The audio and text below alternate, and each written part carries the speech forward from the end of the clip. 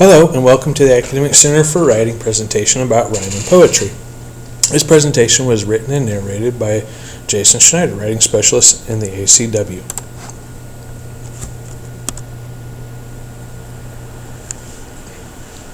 Full rhyme means that words will sound the same in a vowel and consonant but differ in just one consonant as break and shake.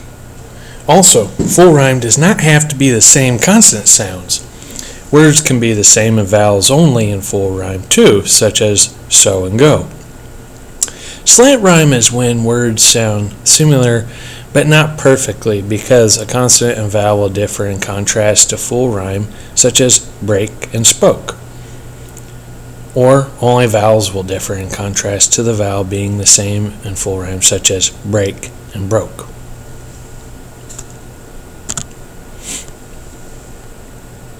Rhyme can occur at the end or somewhere in the middle of a line. End rhyme occurs hence at the end of the line, whereas internal rhyme is when a rhyming word occurs within the line, not at the end of the line.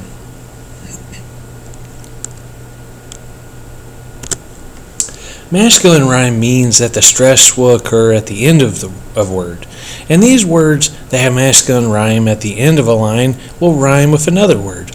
Remember, we measure poetry by the line rather than by the sentence punctuated with a full stop like that in prose.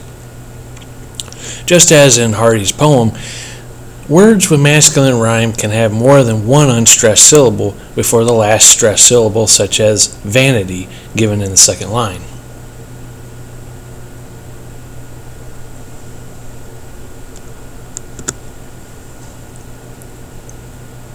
When rhyme is described as feminine, this means that the ending syllable on a word that has at least two syllables, but may have more, will have no stress in the word that rhymes with another word. Stress in poetry has to do with rhythm, so we won't be able to discuss much about stress. Notice in Brian's poem, Don Juan, has two ending syllables that have no stress in the words that rhyme at the end of the line.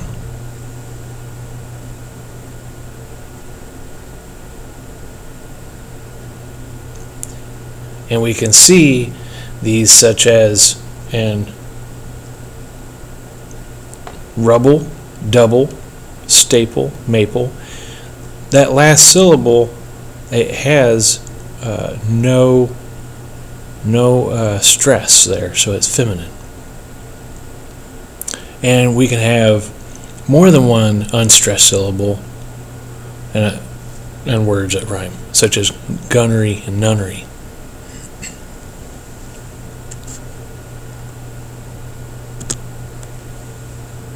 The last vowels and consonants in screen and green perfectly rhyme, just as crawls and walls.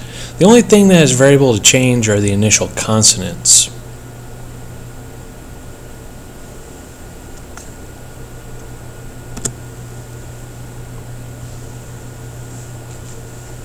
The words home and come that rhyme appear the same but sound different. In this case, the ending vowels and consonants seem to be the same because both are spelled the same.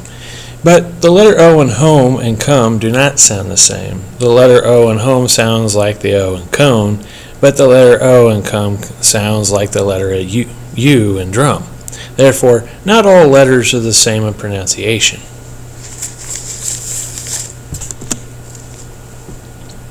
At one time, these two lines of Alexander Pope had rhymed perfectly between join and divine.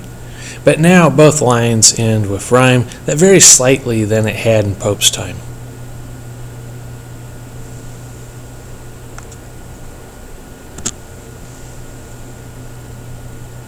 The consonant at the end of a word remains fixed, but the vowels are variable to change. The end of two lines of poetry by Dylan Thomas have fixed lateral and fricative consonants, that is, the L and S, at the end of bells and pools, whereas the vowels are different.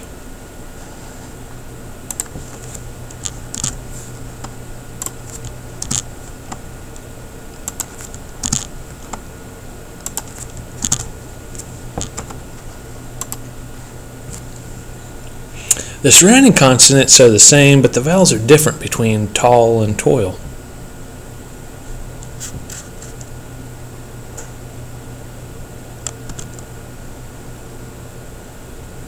Here the vowels are the same, but the final consonants are different between gate and sake.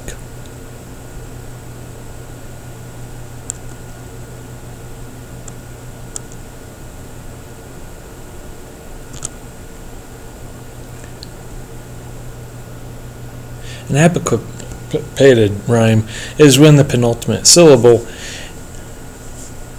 in a word in a preceding line rhymes with the antepenultimate syllable in a word in the following line. The bold vowel and consonant in the penultimate syllable of the first line in the word seizure rhymes with the bold vowel and consonant in the antepenultimate syllable of the second line in the word freeze.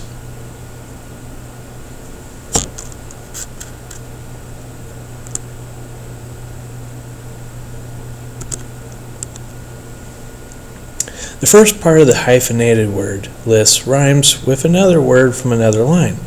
This might overlap as being a wrenched rhyme too, which we'll discuss here shortly.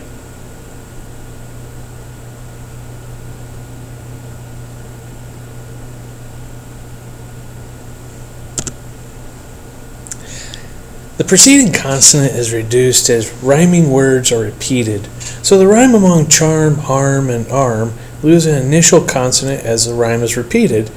The consonant C is lost when we read the next rhyme harm, echoed in the second line. And then the consonant H is lost in the third line when the rhyme arm is said, which is why we call this kind of rhyme as diminishing rhyme.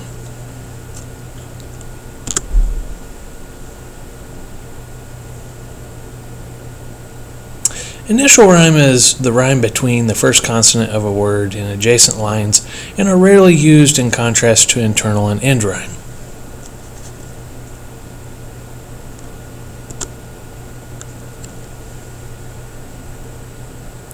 Mosaic rhyme is at least a rhyme of more than one word that rhymes with another word in the following or preceding line. Such as morsel and horsehill.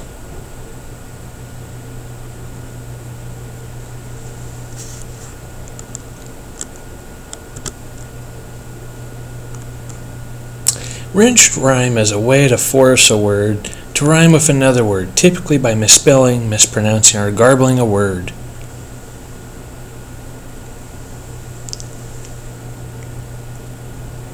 And we can see this such as in rhinoceros and preposterous.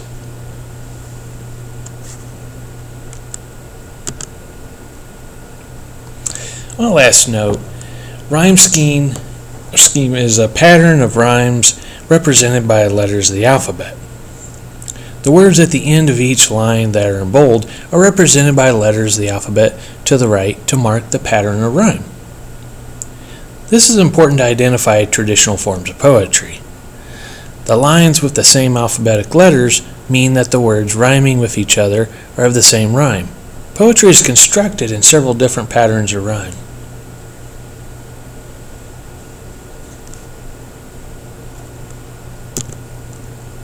Thanks for watching. For questions about this or any other writing topic, come and visit the Academic Center for Writing in room W114. Thanks again.